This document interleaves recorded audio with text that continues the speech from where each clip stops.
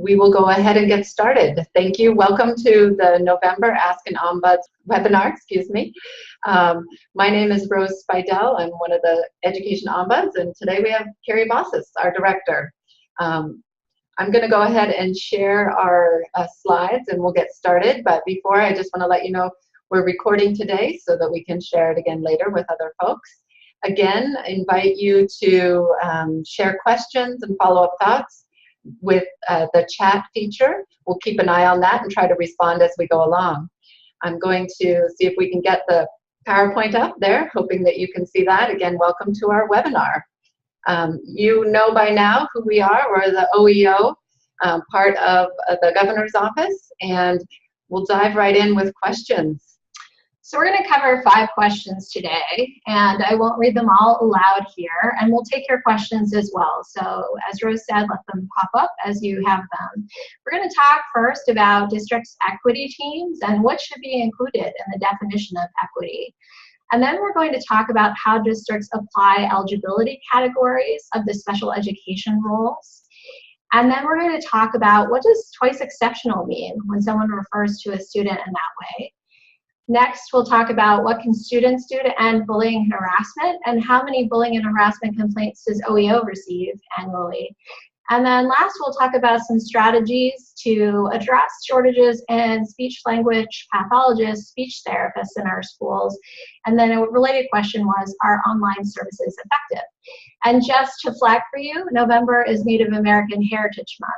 So we'll be posting things about that on social media, and we'll share some resources at the end. Yeah.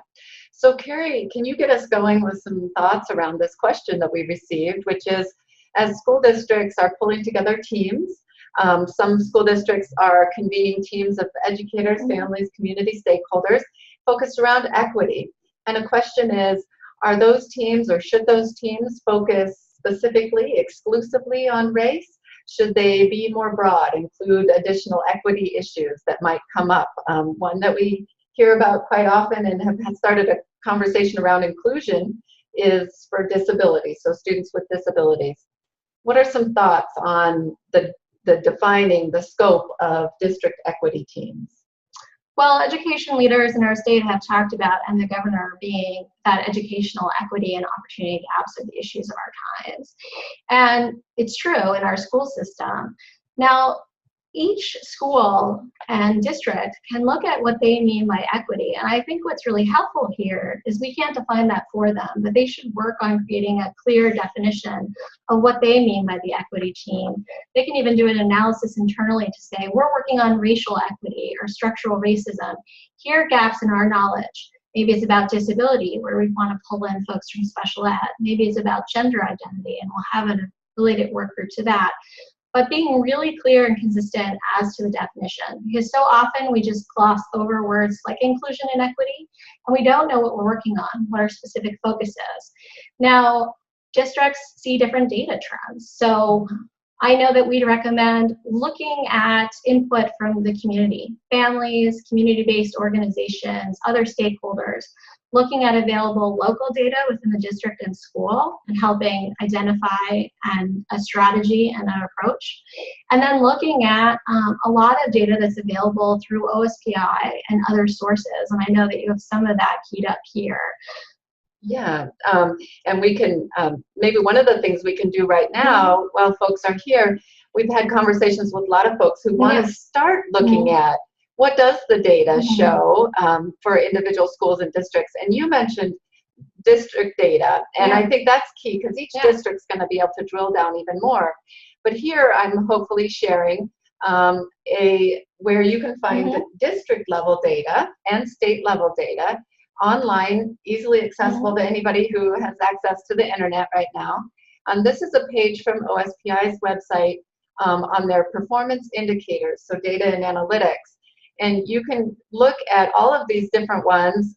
Graduation rates is a common one. 9th grade course failure is relatively new. Discipline, chronic absenteeism. Any of these you click on and it'll take you to what they call their tableau. And you can look around here, you can look at a specific district. You can look at different gaps. You can look at whether it's going up or going down. And that can help you see, you know, for one district, you might have an appearance of a greater gap for one group of students versus another. So you can take a look, how does it look in terms of race and ethnicity? You can break it down. You can break it down by other factors like whether the student receives special ed or not, or is low income or not. So yeah, thank you. So that's the place to go to get the general statewide available data around those measures that a lot of times equity teams look at and talk about, right? Yeah, and so, you know, related to that, students and families don't often exist in just one category or community of experience. So it's really important, however the district is defining it, to think about these intersections of oppression and discrimination. So we get a lot of calls that involve language, access, and disability in our office, or race and disability. So how does this compound the experience of racism or ableism? And then I think whatever measure someone is working on, they need to look and see how they're making progress. So that's where keeping the local data makes sense, and coming back to it and asking the community, as we've highlighted, how to inform those questions. What is the plan? And then building trust with families through sharing, what is our focus? Why is that the focus here at our school or our district this year? What expertise have we brought together, and how are we going to involve others in this? And then what do we hope to come of that? So we may not have every iteration planned out, but where are we starting and what are we looking for? Right, and we know that some districts have started this work, right? Yeah. Pulling together teams, and districts are doing it differently. Each district going their own way. Here, I pulled two examples of the Seattle School District, for example, is very explicitly, they call their teams racial equity teams. So you don't wonder, their focus is going to be on racial equity.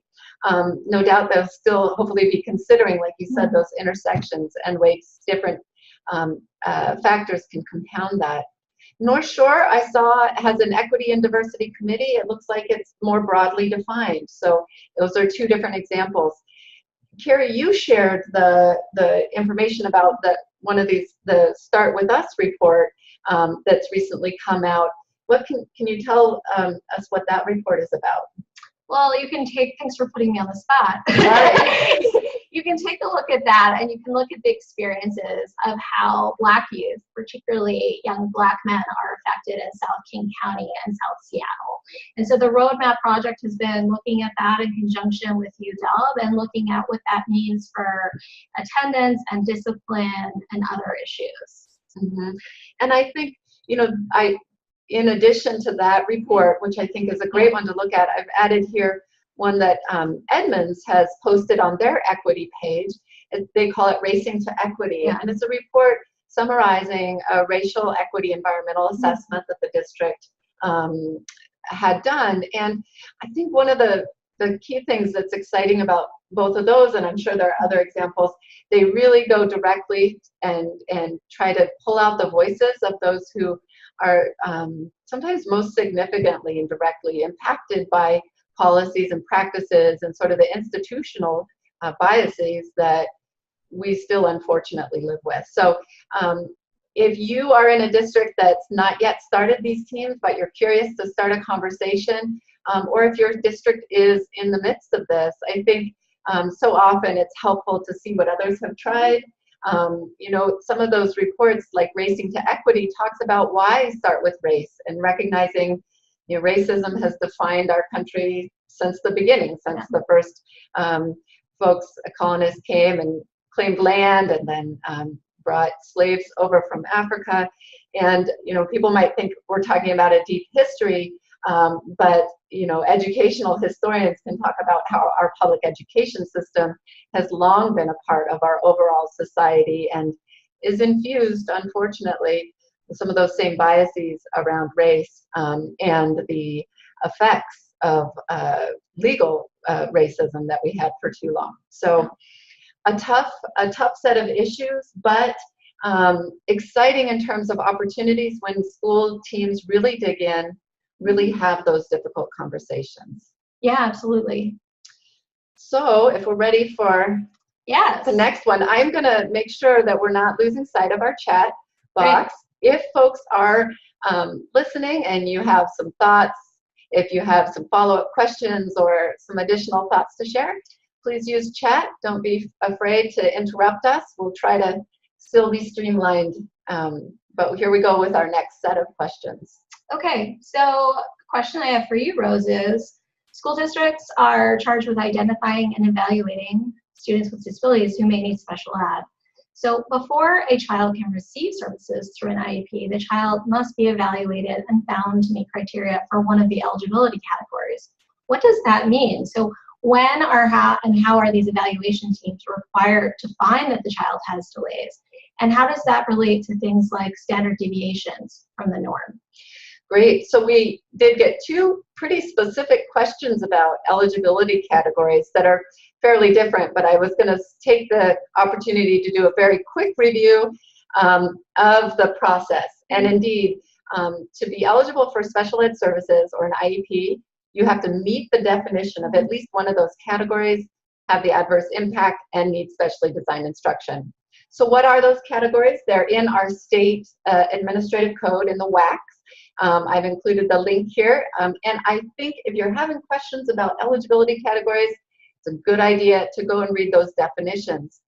They are specific to the education law, and so it's helpful to remind ourselves and read the actual words. Here are some of those categories.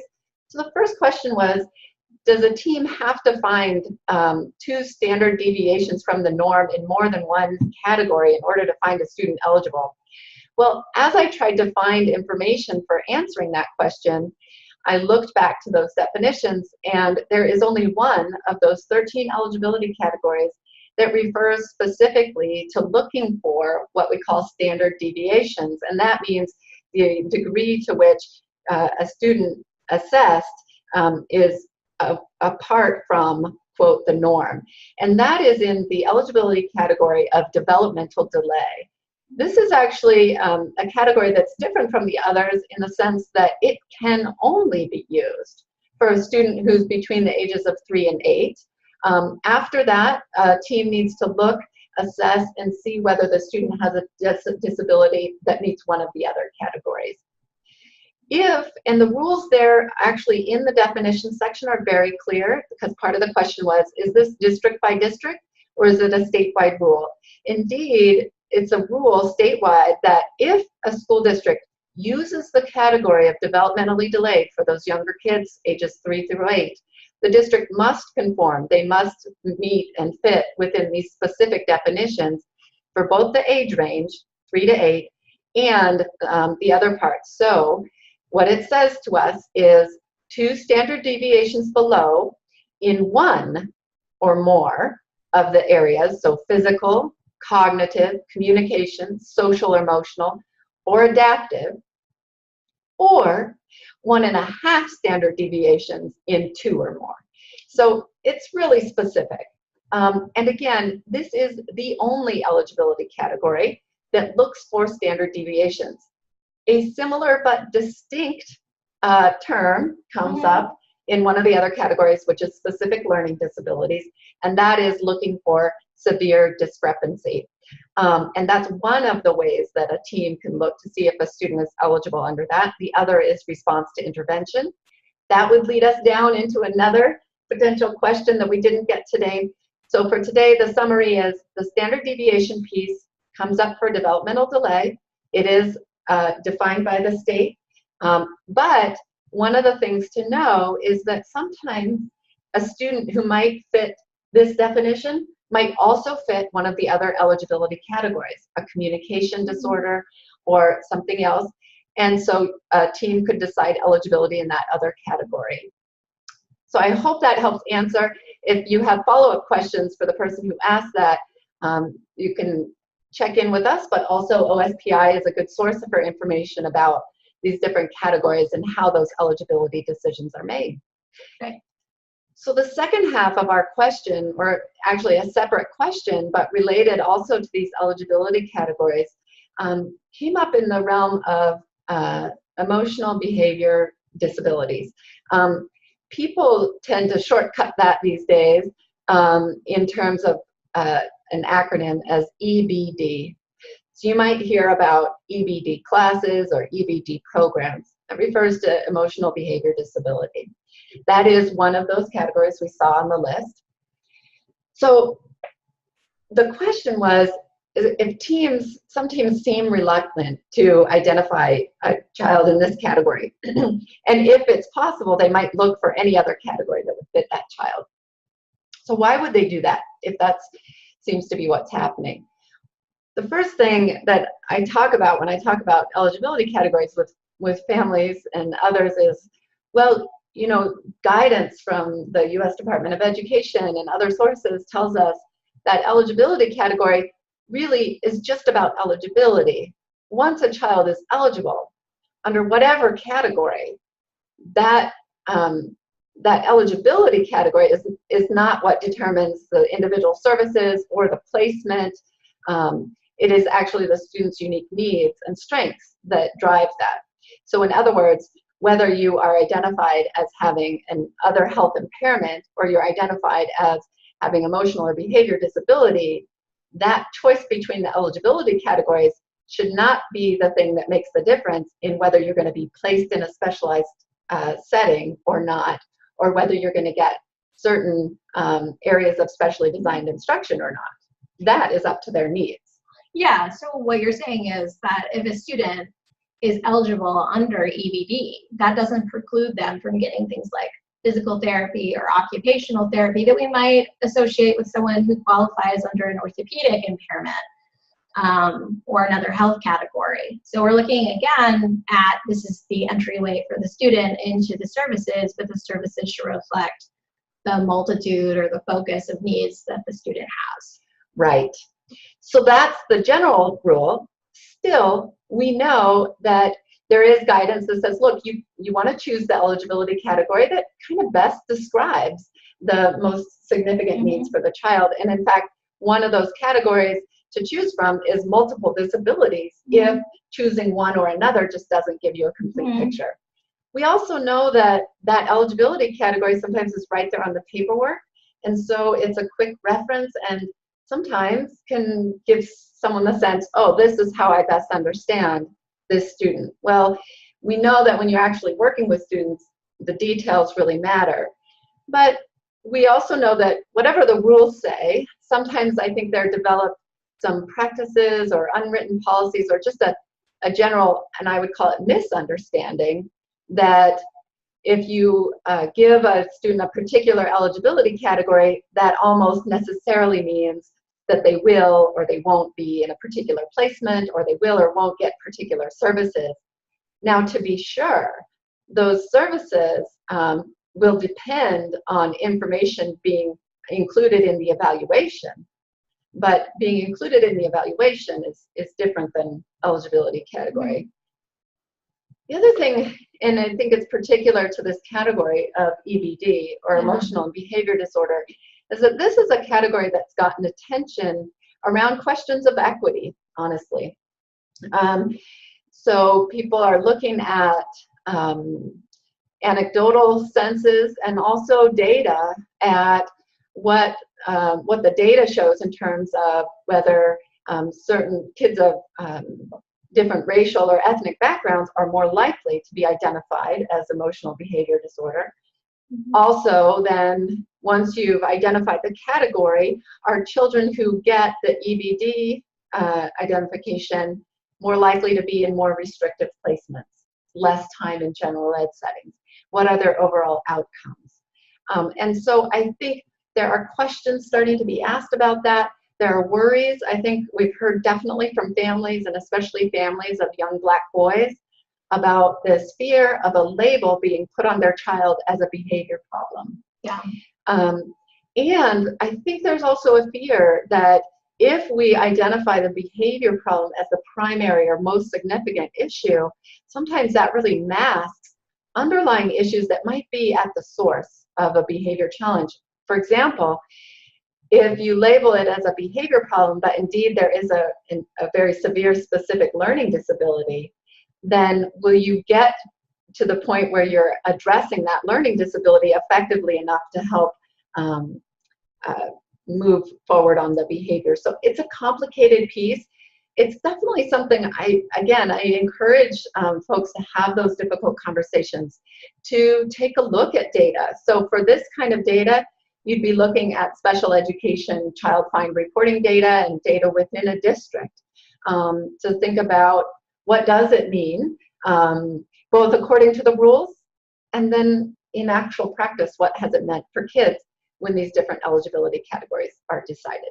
And it's always helpful to think about what are opportunities for professional development, professional learning about how we read the behavior and actions of certain students based on race, gender, income, homeless, foster status, and how we can be gracious in our reading in some cases and be quite punitive where it changes the students' outcomes in life. And so these are things that we need to continue to revisit as we look at our own biases, implicit and explicit. Right. Okay, so this brings us to our next question for you, Carrie. We've had this come up from a couple different angles on a term that feels to me like I've heard now for years, but still questions about it. What is twice exceptional? Can you tell us about that? Yeah, so it's not a specific legal term used in special ed or in our highly capable rules or laws, but we use it a lot in common parlance. And so what we're talking about with the term twice exceptional is students who have disabilities, but they're also advanced learners in some or all areas. So this can be a challenge because some of our perceptions about students with disabilities or students receiving special education services is that they cannot learn as well as other students. And sometimes the services and programs are not coordinated in a way where there is the same access to the advanced learning offerings, the highly capable programs. So that can pose coordination issues that we see in our office, as well as understanding where is the student excelling and gifted, where do they need to be challenged. So you were just talking about behavior. Students are not challenged. That can come out in behavioral ways that we then attribute to the disability versus their interaction with the environment. Right. Yeah, and you were mentioning that being ready, school districts set up programs. I mean, they have to, right? They're large, they're going to serve a significant number of people. But how do you make sure those programs are either flexible enough that they can join together, or that their design, their location is taking into account the fact that indeed we can expect that there will be children with disabilities and also highly capable, or put another way, children who are eligible for those highly capable programs and also have disabilities. Yes. One of the resources I came across in this, it is old now, we're more than 11 years out, but there was a report from the National Education Association. The title, Twice Exceptional Dilemma, I'm not really sure I love that title, but one of the things I saw in it is that it has some helpful, very short little scenarios or hypothetical students who highlight just the wide range of the ways that this comes up for different kids.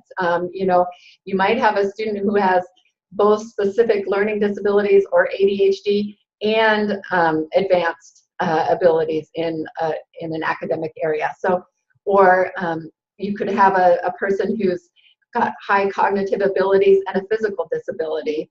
The combinations are as diverse as our human population, and this ties really well with the racial equity piece and the inclusion pieces we were talking about earlier, because we've seen in the news that this is an issue too for students of color being under-identified for highly capable programs and advanced and challenging learning opportunities, and even under-resourced schools not having the same set of offerings, so students have different access depending on their socioeconomic status. So it's just some things that we need to be on the lookout for. Want to be careful not to misidentifying and serving students with disabilities. We want to make sure that if we're doing testing, if we're looking at our school for opportunities to identify, that information needs to go out to everyone and in a language and format that they can understand as well. And then for testing or for other screening, think about accommodations. Also think about related services or other specially designed instruction. Accommodations are not a form of gaming. I'd like to think about they are bringing the student up to a level of support where they can excel, where we're actually measuring their talent versus putting up concrete barriers in front of them. So this is not, this does not make the scores erroneous or not reliable. And that is a fight that has been going on even with advanced college testing. It was part of the law school admissions testing discussions about this, and finally that was changed. So also we need to think student also qualified for special education services. So what is that balance? And maybe you have a highly capable student that later on you discover needs some support. So they didn't start with an IEP. So how is it that we're going to reconcile that and support both parts? Like Rose was saying, student might excel in some areas like math or be challenged with things like reading. So how do we get the right mix to support that student? And again, avoiding discrimination. So it can't be an either-or situation, and we can't come in making assumptions that students with disabilities are rarely to qualify for these programs, just as we wouldn't want to make assumptions about students of color or migrant or recent immigrant students and their abilities to qualify for these programs. So we provided a reference to a Dear Colleague letter, as well as a memo from the U.S. Department of Education on twice exceptional students. Right, and these come from those different angles. So the first letter comes from the Civil Rights Office in the Department of Ed and explains that, look, if you've got a student is found to be eligible for your advanced learning program and they get into advanced learning and then you start to have that conversation, oh, they also need accommodations, they have some areas of specially designed instruction, maybe they get some related services, and you realize, oh, we didn't plan for that in this highly capable program. Tell you what, you give that up, you can stay here. Don't do that if you're in a district. And if you hear that, ask them to re-engage with you, because the Department of Ed says really clearly, look, that would be a discrimination. You can't require a student to give up their special education services that they're entitled to or their accommodations in order to participate in an advanced learning opportunity that they're eligible for. Similarly, and kind of getting a little bit more into the weeds, the memo from the Department of Ed Office of Special Ed Programs kind of gets into making sure that as you're making decisions about whether to do a full special ed evaluation or deciding once you've done that evaluation, does the student meet eligibility? Look, don't rule out kids simply because they have high cognition. You can still find that those eligibility criteria are met for some students. Yeah. And there are a lot of groups out there that are trying to bring awareness and advocate for kids who they describe as twice exceptional. So there's different resources. There's these cautions, for some kids, their disability might mask their highly capable skills, or for other kids, their highly capable areas might mask their disability. And one of the risks for kids is that they're perceived as unmotivated, uninterested or oppositional. And so we have to be really careful as adults to try to dig deeper and pull out the complexity of those kids that we work with. And just one last thing, to be fair, there's going to be kids with disabilities who are really bright, right, and might not qualify for highly capable.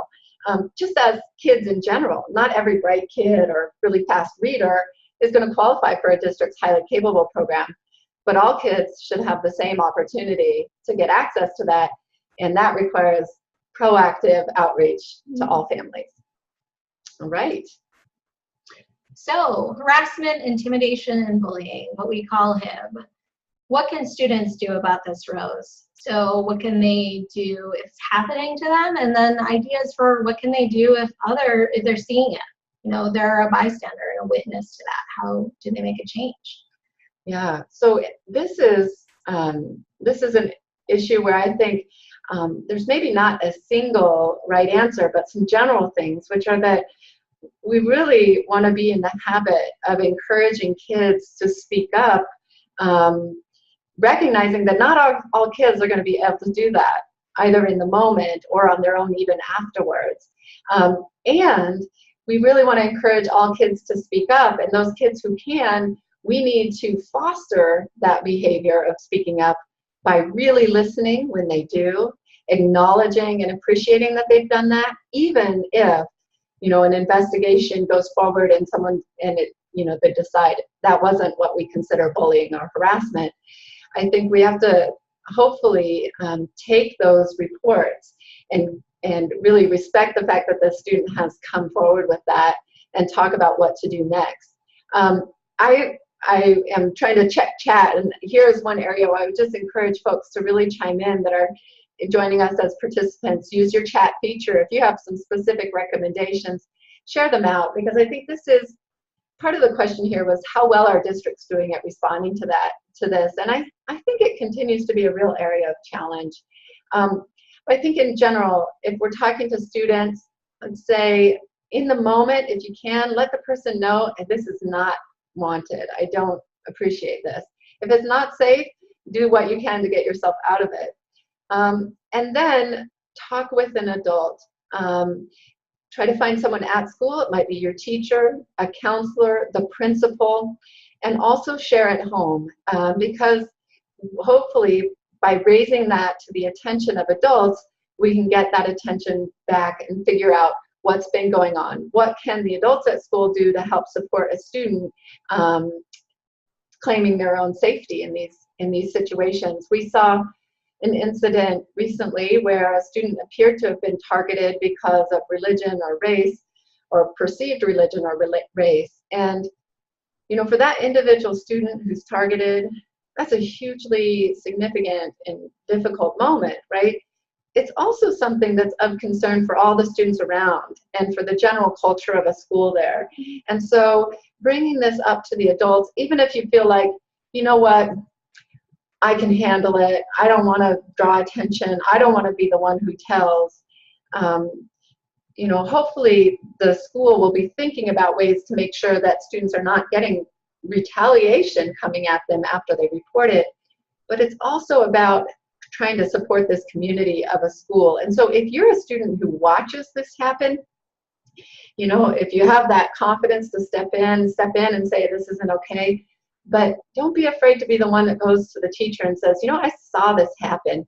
And it might be that the first thing the school does is just make sure that adults are in those areas where it's been happening, to keep an eye out and be the one who's ready to step in.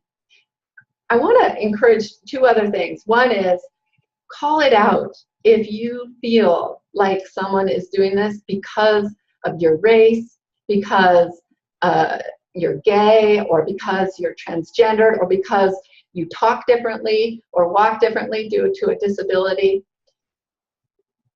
If you can call that out, if you can share that, that's really important, again, because it makes it so that as adults in these environments, we need to respond. We have to recognize that that kind of bullying can turn into discriminatory harassment.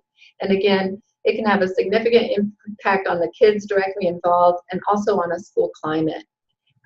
If you're worried about this and you're struggling, this is one of those areas that we've put on our priority list for our strategic plan. Call us and we can brainstorm directly for individual situations.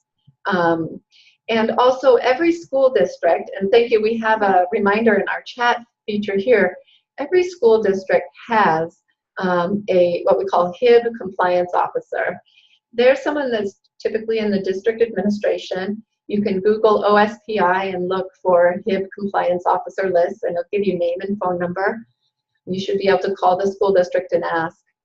And their job, I'll be totally honest, sometimes I've spoken with them, and I think a lot of them primarily do their work by interfacing with principals and other administrators who they see as the ones who should be the direct contact with families and students. And so a call out to the HIB compliance officer sometimes can mean that they will circle back to the principal or the vice principal and have that person reach back out to the family. But sometimes they'll get more directly involved themselves. And it's definitely something to be aware of. There's always going to be an option to putting in a written report and asking for a formal investigation and asking for follow-up on what that investigation is looking like. Yeah, and we've spent some time talking to educators in the past few months about best practices. And I think one of the best practices that stuck with me was, to the extent possible within a school, putting eyes on both the aggressor and the target and the bullying. Sometimes these lines between students are not as clear with that, but understanding that this is a behavior and behavior has a function. And so what can we do to ensure a safer school environment, but to make sure that both students are having this, this conflict and this behavior ratcheted down the effects of it. So those are things that can be really transformative in supporting all students within a school. Right. You know, and I think the idea like that, having eyes on all the students involved. One thing I think we have to recognize, sometimes students will be targeted for bullying and harassment, right? It might be that for some reason a student or a group of students has identified them as a weaker student, maybe less surrounded by a strong group of friends. So they might be targeted, and they might not know who it is. They might not know their names if they're in a big school environment. Again, I would hope we can encourage that student who's at the targeted student to speak out and share what they do know. For example, this is where it happened, this is when it happened.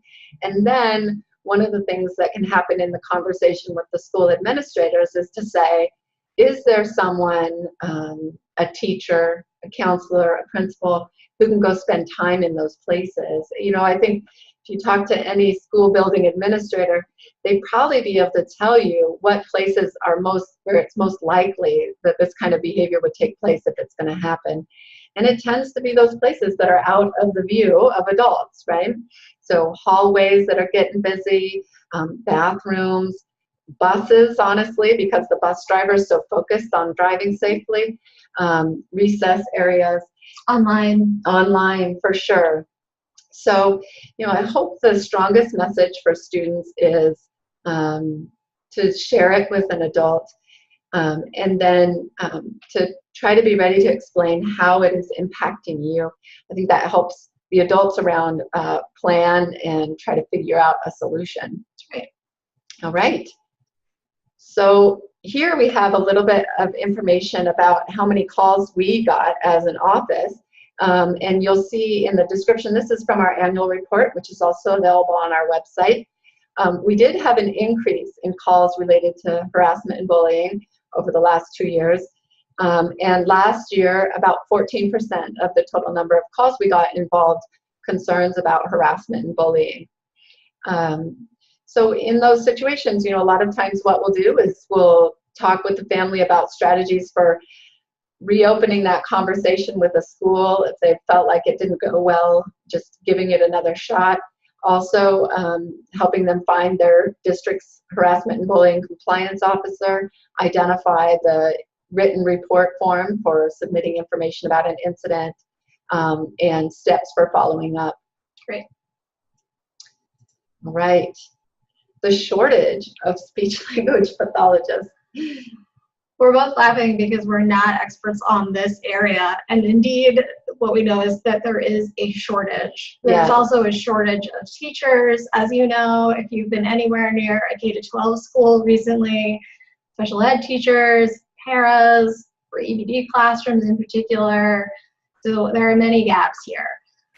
But you have pulled together some information from other sources about how this is being addressed. Yeah, some information, some ideas. I think there's a good chance that the person who submitted the question already knows far more than we do. And if there's other kind of more detailed ways that we can help dig in, glad to try. But in general, I appreciate the question because I think it helps highlight a few things, which is indeed statewide we have a shortage.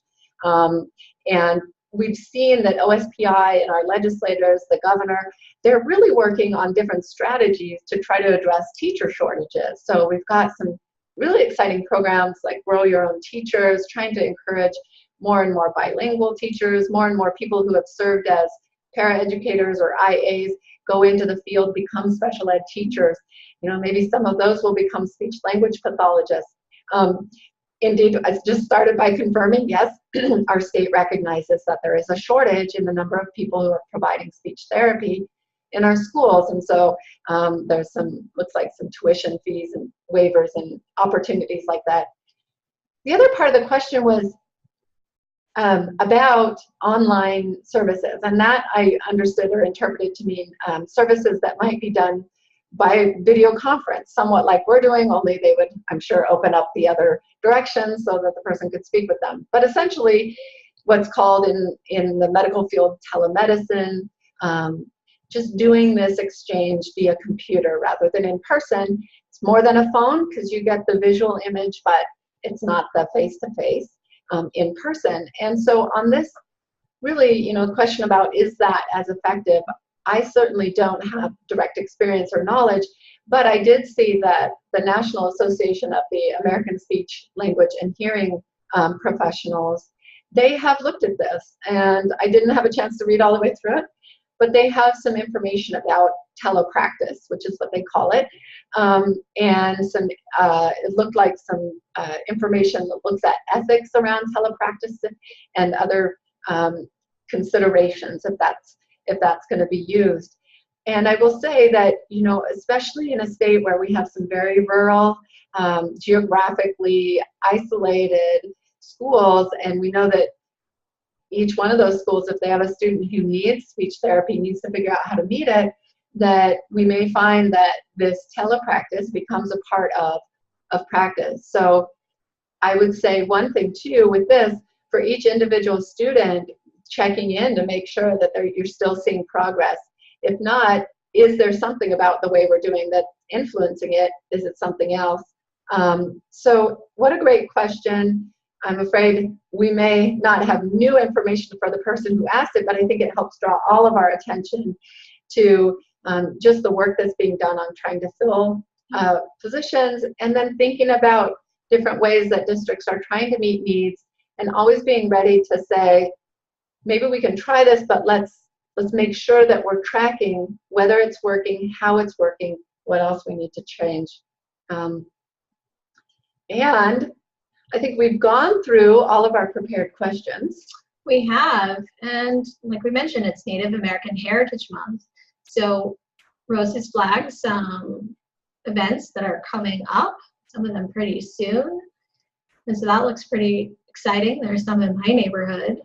Yes, in fact, this is actually just a picture of the flyer that the United Indians of all tribes have posted. Their base is at Daybreak Star. They're in Seattle, so it's not local for everybody, but they had such a nice lineup of events that I wanted to take the opportunity to share this. I did see some other posts about events. For example, the Spokane Public Library was hosting a series of events, and the different tribes may be hosting events.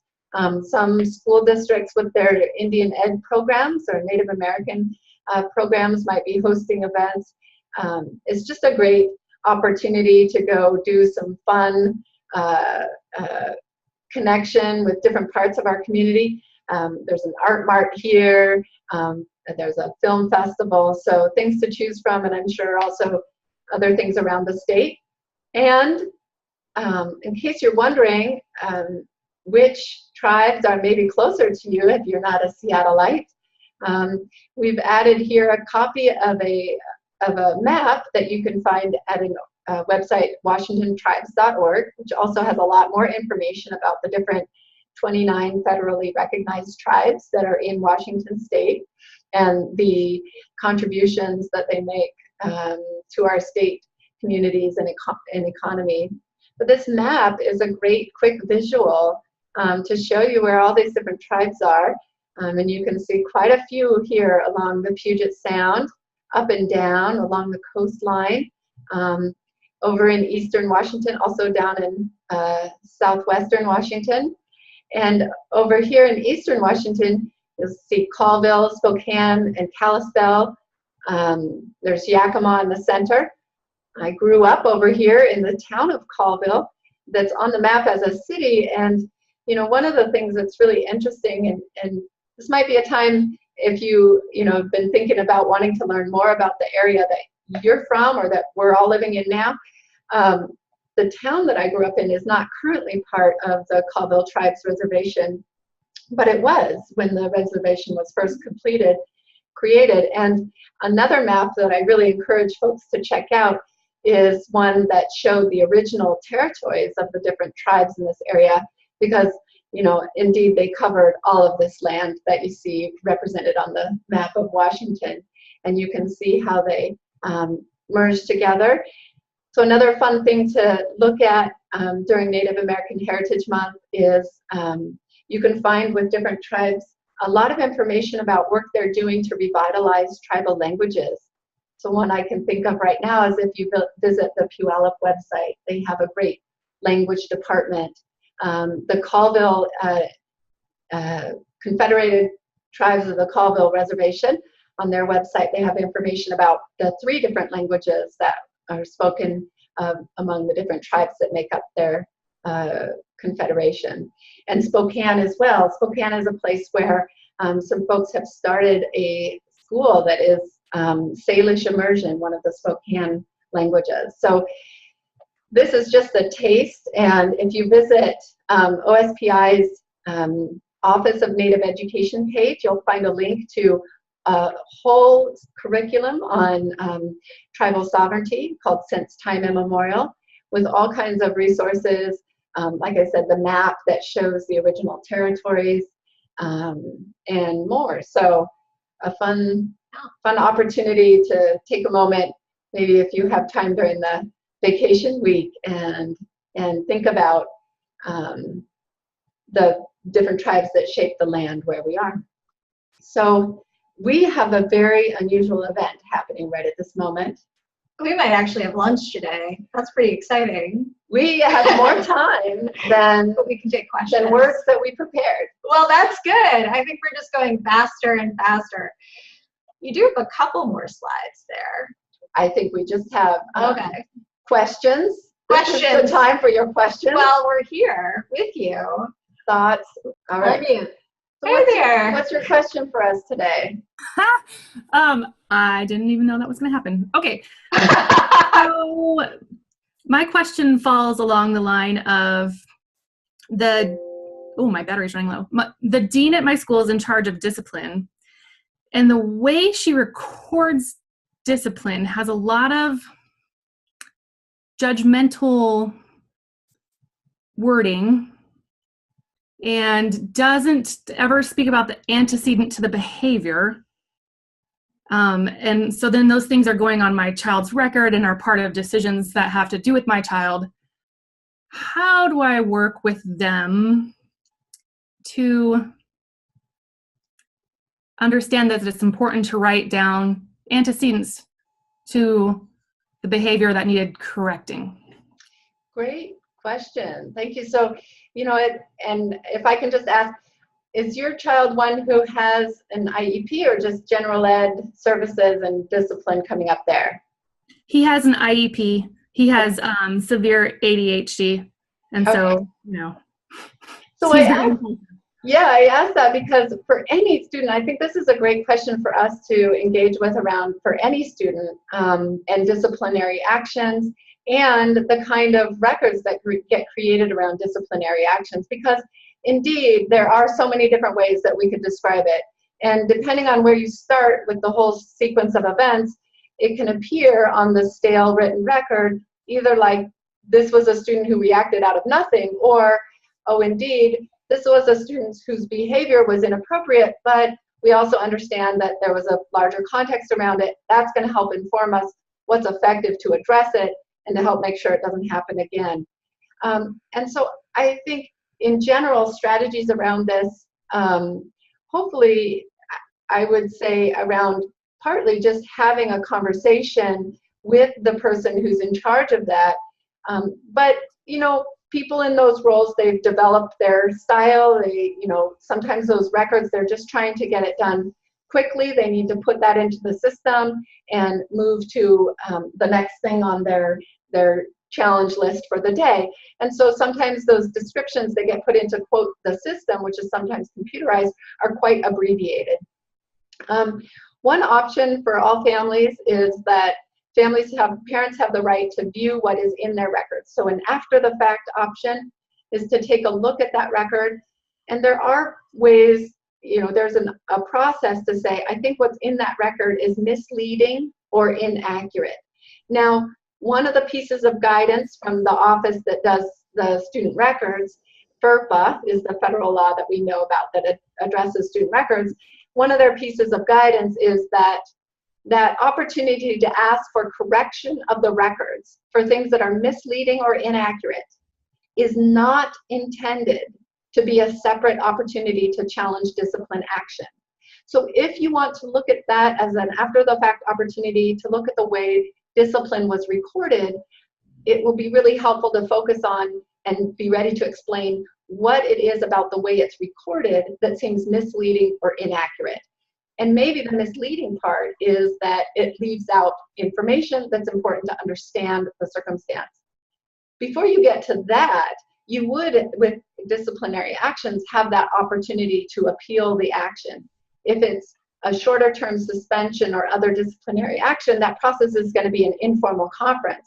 But part of that conference could be, let's talk about how this is recorded, because we do indeed know that those records follow.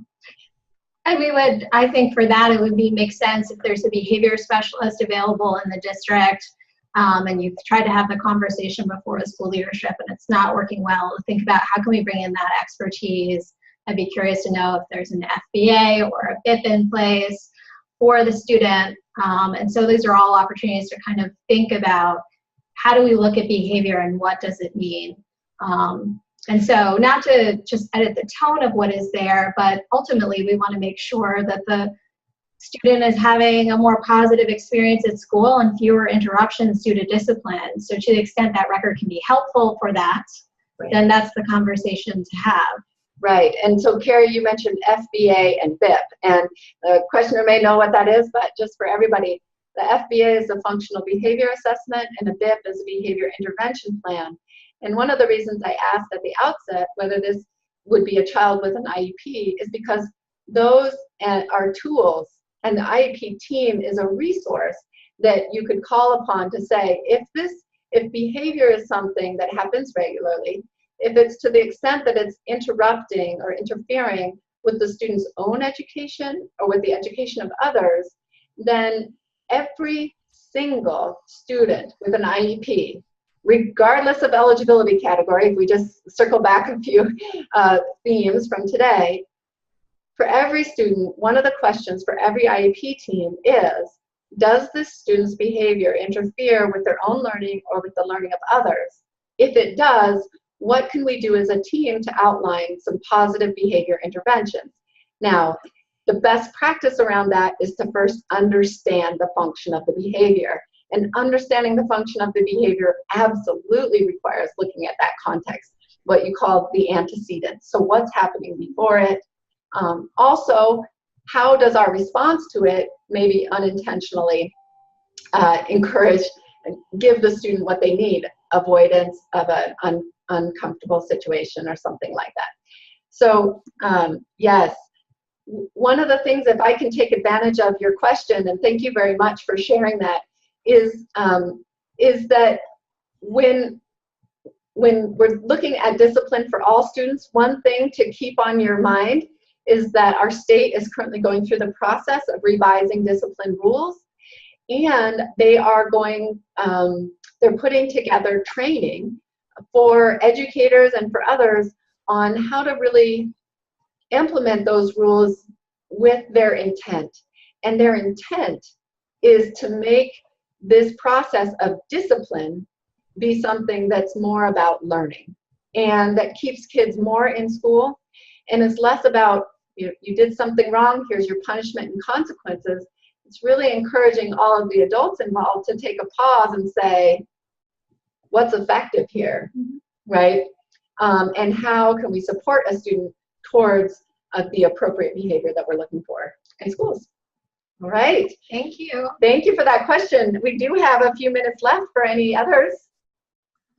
Yeah.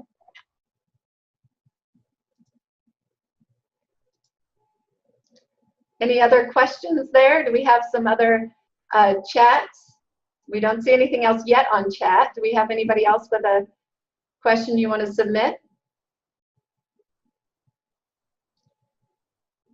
We'll wait just another minute while people get their chat button up. Sean Beans is talking. me. Oh, that's you. Never mind. I'm very confused as to who Yeah. Rose is today. Never mind. So if you have a last minute question, if you have a last minute thought, let us know. Otherwise, we will let you go early as well. And thank you again for joining our monthly Ombuds webinar. Please, if you don't mind, take these last couple of minutes, click on that survey link, and let us know what was helpful, what would be more helpful, what you might want to see next time. And thanks again to everybody who submitted your questions. And you can find this later on our website. Before posting, we've been going through adding closed captioning so that's more accessible. And then also our communications person, Stephanie, has outlined where you can find each topic. So if you wanted to reference back to it later or share with someone who wasn't able to join us in person. Yeah, and so as Rose said, that will be on our website, and usually it takes a few days to get it up there. You can check out our Facebook group too. And then we'd love to hear about themes, even if you don't have a specific question that you would like for the next Ask an Ombuds. We will be here in December before, and it's going to be in Spanish in December. So we'll be back in January in English. So yeah. Thank you very much. Thank you. Enjoy your day. Bye.